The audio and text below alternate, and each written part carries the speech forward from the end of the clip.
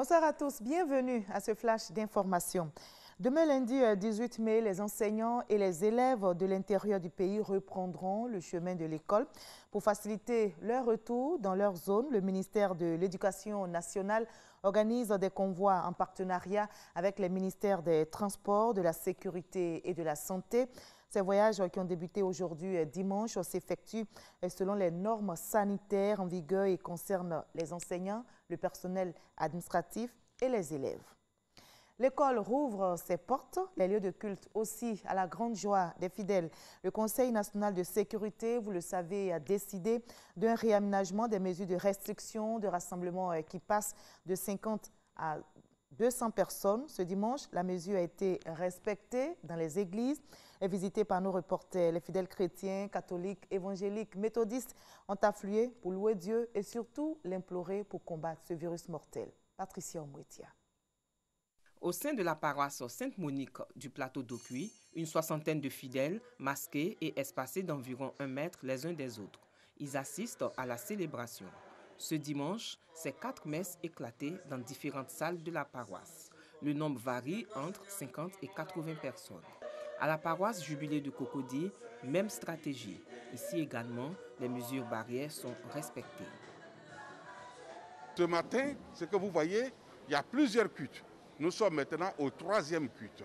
Et pour ce 3e culte, vous allez voir qu'il y a 200 personnes seulement. Et le premier banc qui contient 8 places, d'habitude, il y a 3 personnes. 3 personnes et le banc qui suit est vide.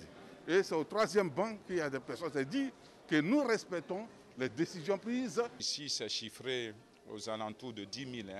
Lorsque nous n'avons pas cette situation, 10 000 fidèles le week-end.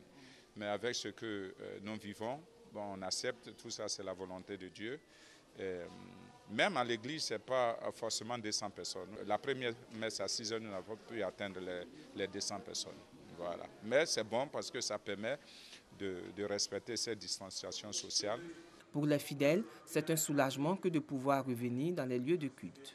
Nous sommes dans la joie vraiment de nous retrouver et adorer notre Dieu ensemble. Ce confinement a été un moment pour me rapprocher davantage de Dieu parce que même s'il n'y avait pas les messes, j'arrivais toujours à suivre les messes par la radio ou à la télévision et je passais aussi à la grotte de temps en temps pour confier mes intentions à la Vierge Marie. À Yopougon, certaines églises évangéliques ont ouvert, tandis que d'autres ont décidé d'attendre encore avant la réouverture, le temps de prendre toutes les dispositions afin de respecter les mesures barrières édictées par le gouvernement. Voilà, réaménagement des mesures de restriction de rassemblement qui passent de 50 à 200 personnes, vous l'avez vu. Réaménagement respecté dans les différentes assemblées visitées. Même ambiance en Grèce ce dimanche, jour de culte où de nombreux chrétiens orthodoxes ont également assisté à leur première messe depuis 2 mois. Les temples, je rappelle, étaient fermés pour éviter la propagation du coronavirus. Et le culte a été célébré dans le respect des mesures sanitaires recommandées par les autorités. Les restrictions imposées aux églises depuis le 23 mars dans le cadre du confinement général avaient coïncidé avec la Pâque orthodoxe le 19 avril dernier, ce qui a provoqué de nombreuses réactions de la part du Saint-Synode. Finalement, cet organe suprême ecclésiastique s'est rangé du côté des scientifiques pour interdire l'afflux des fidèles dans les églises.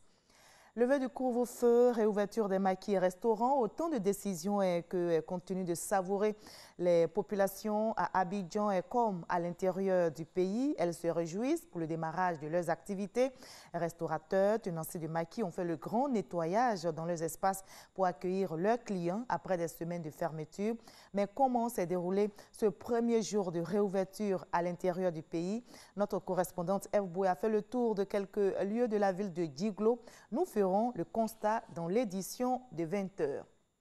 En RD Congo, l'ambiance est tout autre. Une nouvelle attaque dans un village du territoire de Djougou, dans la province de l'Ituri, a fait au moins 20 morts dans la nuit de samedi à dimanche. Une fois de plus, cette violence est attribuée aux miliciens de la Codeco actifs dans cette partie de l'est du pays.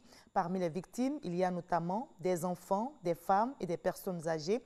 Et notez que l'armée s'est lancée à la recherche des assaillants. Le président Ashraf Ghani et son rival Abdullah Abdullah, qui revendiquent tous les deux la victoire à la présidentielle de septembre en Afghanistan, ont signé ce dimanche 17 mai un accord de partage du pouvoir. Il est vital pour en faire lancer les négociations prévues avec l'opposition armée des talibans, clé de voûte d'un retrait des troupes étrangères, notamment américaines. On va se retrouver à 20 h pour la grande édition tout à l'heure.